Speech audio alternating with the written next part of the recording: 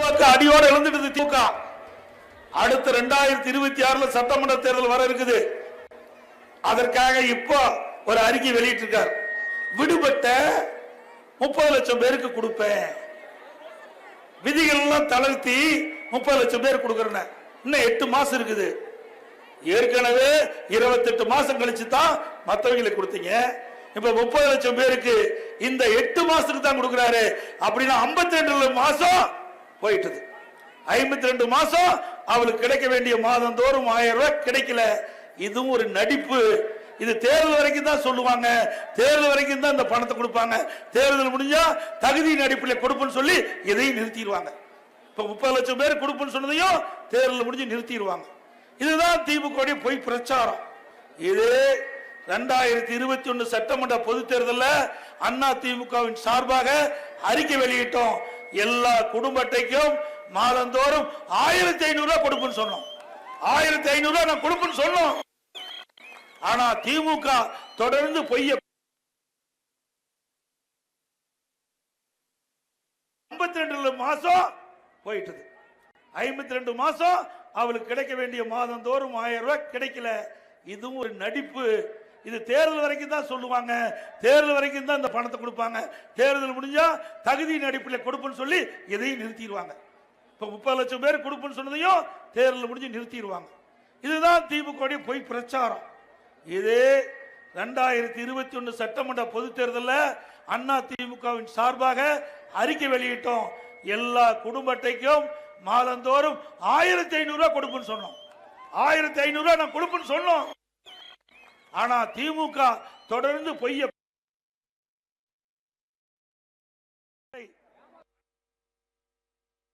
அவர்கள் தேர்தலை வெற்றி பெற்றுட்டாங்க. நாங்களும் கொடுக்கிறோம் தான் சொன்னோம். எவ்வளவு மாசம் 1500 ரூபாய் கொடுக்கறோம். ஆனா நீங்க 1000 ரூபாய்க்கு ஆசைப்பட்டுட்டீங்க, 1500 ரூபாய் விட்டுட்டீங்க. ஆனா இப்போ சொல்றோம், அண்ணா திமுக ஆட்சிக்கு வந்தா உங்கள் மன நிறைவு பெறுகின்ற வரை, ஏழை மன நிறைவு பெறுகின்ற வரை, பெண்கள் மன நிறைவு பெறுகின்ற வரை நிச்சயமா வழங்குவோம். அதில் எந்த மாற்று கருத்தும் கிடையாது. அதோட மின் கட்டணம் திமுக ஆட்சியில் என்ன சொன்னாங்க? மாதந்தோறும் மின் கட்டணம் கணக்கிடுன்னு சொன்னாங்க. அப்படியே கணக்கிடுறாங்க இல்ல இல்ல. அதோட மின் கட்டணம் 52% உயர்த்திட்டாங்க. இந்த பேரூராட்சியில் இருக்கிறது கடவரி 150% உயர்த்திட்டாங்க, வீட்டு வரி 100% உயர்த்திட்டாங்க, குடிநீர் வரி உயர்த்திட்டாங்க. இப்படி வரி மேல் வரி போட்டு மக்கள் தலையில பெரிய பாத சுமத்தி தான் இந்த ஆட்சியினுடைய சாதனை. அதோட ரேஷன் கடையில் 1 கிலோ சர்க்கரைக்கு 2 கிலோ சர்க்கரை கொடுக்கறாங்க. கொடுக்கலாம்.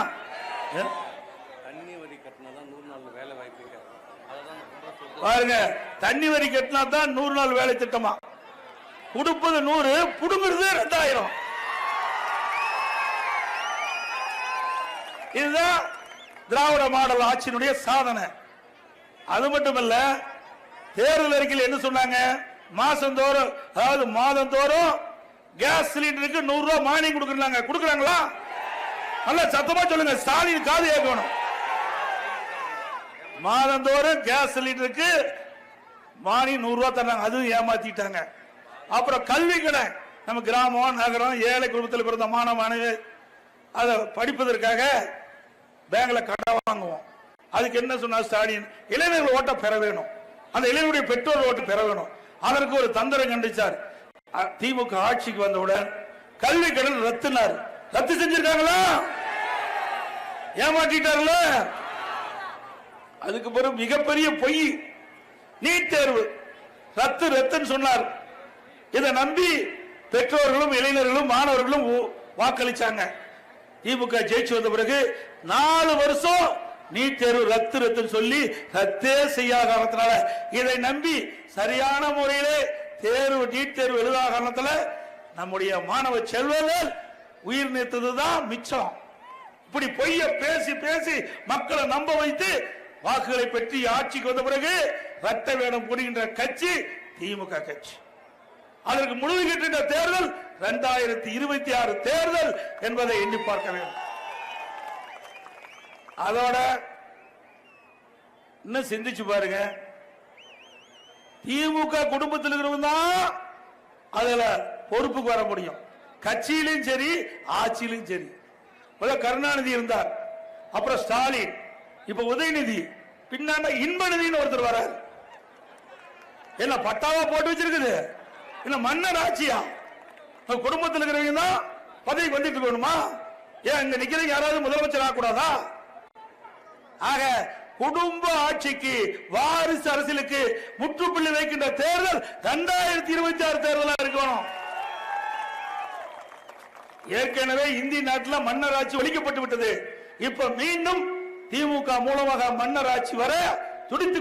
என்ன பத்தி ஸ்டாலின் திருவாரூர்ல பேசுறார்.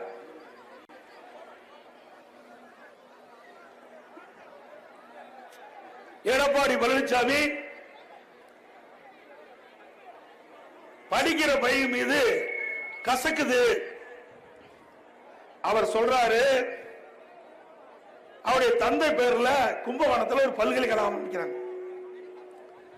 அதுக்கு அவர் சொல்லிக்கிட்ட வார்த்தை, படிப்பு என்றால் எடப்பாடி பழனிசாமிக்கு கசக்குதுன்னு சொல்றார்.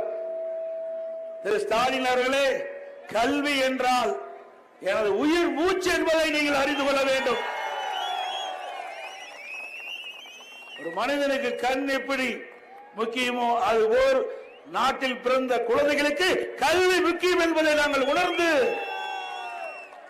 தமிழகத்தில் மருத்துவக் கல்லூரி, சட்டக் கல்லூரி, பாலிடெக்னிக் கல்லூரி, வேளாண்மை கல்லூரி, பொறியியல் கல்லூரி, ஐடி கல்லூரி, இப்படி ஏராளமான கல்லூரிகளை திறந்த ஒரே அரசாங்கம் அதிமுக அரசாங்கம்.